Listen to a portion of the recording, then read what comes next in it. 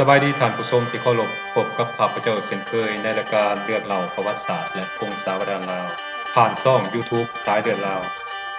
สำหรับใน EP ที่3นี้ข้าพเจ้าจะเว้าเกี่ยวกับการสร้างตั้งหรือว่านครรัฐนอกดินแดนลาวในปัจจุบันได้มีนักประวัติศาสตร์หลายท่านบอกให้รู้ว่าในสมัยโบราณกลุ่มคนไทลาวได้กระจายการตั้งถิ่นฐานอยู่ทั่วไปในภาคใต้ของจีนแล้วกลุ่มคนดังกล่าวก็ได้สัมพันธ์กันเข้าสร้างตั้งนครรัฐของตนขึ้นตามจุดต่างๆตั้งแต่เขตอยู่นานขึ้นไปจนฮอดเสฉวนมาตั้งแต่ยุคก่อนคริสตศักราช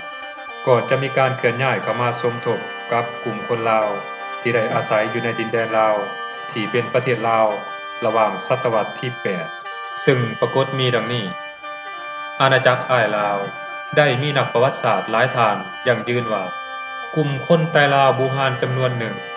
ได้พากันตั้งถิ่นฐานของตนเองขึ้นอยู่ในบริเวณดินแดนของประเทศจีนซึ่งในเวลานั้นคนจีนเอิ้นกลุ่มคนเหล่านี้ว่าอ้ายลาวกลุ่มคนอ้ายลาวนี้ได้สร้างตั้งนครรัฐของตนเองขึ้นในระหว่างปี1,500 หา 1,000 ก่อนคศซึ่งรวมมี4เมืองใหญ่ประกอบไปด้วยนครลูงสำหรับนครลูงนี่มีที่ตั้งอยู่เขตตอนต้นของแม่น้ำฮวงโหด้านเหนือซึ่งคนจีนมักเอิ้นว่าลุงเจ้านครรัฐนี้มีประชากรบ่หลวงหลายปานใดอันนั้นคือนครลูงนครป้าสำหรับนครป้านี่มีที่ตั้งอยู่ทางตอนใต้ของแม่น้ำฮวงโหอยู่บริเวณมณฑลเสฉวนในปัจจุบันนครนี้คนจีนเอิ้นว่าจุงกิงนครเงี้ยวสำหรับนครเงี้ยวนี่มีที่ตั้งอยู่ในเขตตอนกลางของแม่น้ำยังซีเกียงซึ่งคนจีนเอิ้นว่าจางซาบรรดาเมืองเหล่านี้มีการปกครองเป็นเอกราชพอไปพอลาวพอมาฮอดปี843ก่อนคศพวกซักดินาจีนได้เข้ามาเบียดยึดเอาเมืองลูงเฮ็ดให้กลุ่มคนไอลาวส่วนหลายพร้อมพากันอพยพลงมาทางตอนใต้และเข้าไปอาศัยอยู่ในเมืองป่าซึ่งเป็นเมืองใหญ่กว่าหมู่ใน3เมืองของอ้ายลาวมาฮอดปี338ก่อนคศพวกซักดินาจีนก็สืบต่อหุกห้านอาณาจักรเมืองของคนอ้ายลาวอีกแต่ก็ถูกกลุ่มคนอ้ายลาวดำเนินการต่อต้านอย่างแข็งแรงแต่ก็ต้านบ่ไหวสุดท้ายก็ถูกจีนยึดครองหลังจากนั้นกลุ่มคนอ้ายลาวจึงได้ปะถิ่นเมืองป่าแล้วเดินทางลงมาทางตอนใต้ต่อมาในปี221ก่อนคศพวกจีนก็สืบต่อหุกห้านอาณาจักรเมืองของคนอ้ายลาวอีกและสามารถเบียดยึดเอาเมืองของอ้ายลาวได้อีกในปี215ก่อนคศนครเพงายนครเพงายหรือว่าอาณาจักรแทนนี่หลังจากได้สูญเสีย3เมืองให้กับซักดินาจีนแล้วบรรดากลุ่มคนอ้ายลาวก็ได้สืบต่อลงมาทางตอนใต้และก็ได้ทอนร่วมกันเข้าสร้างตั้งเมืองของตนขึ้นเมื่อปี200ก่อนคศแต่บางเอกสารก็บอกว่าสร้างตั้งขึ้นในปี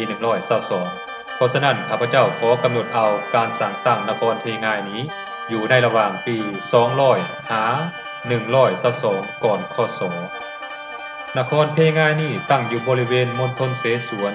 และฮุนนำของประเทศจีนในปัจจุบันนครเพงายมีขุนเมงหรือขุนเมืองเป็นกษัตริย์ของชนชาติอ้ายลาว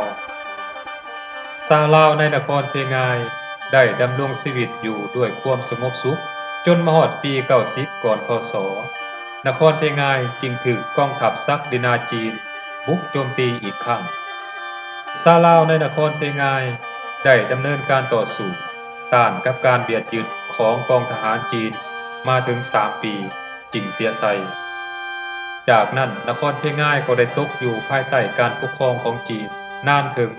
100กว่าปีแต่ชาวลาวก็ได้สืบต่อดำเนินการต่อสู้ต้านซักดินาจีนมาเรื่อยๆจนมาฮอดปีคศ9จึงสามารถหลุดพ้นออกจากอำนาจของจีนได้ภายหลังได้รับเอกราชแล้วนครเพงายก็ได้รับการก่อสร้างและปกปักรักษาเรื่อยมาจนถึงสมัยการปกครองของขุนหลวงเมาลีพระองค์ได้นำเอาศาสนาพุทธลัทธิมหายานเข้ามาเผยแผ่ในนครของตน ซึ่งเป็นครั้งทำอิฐที่คนลาวได้นับถือศาสนาพุทธขุนหลวงลีเมาได้ปกครองนครเพงายจนมาฮอดปีคศ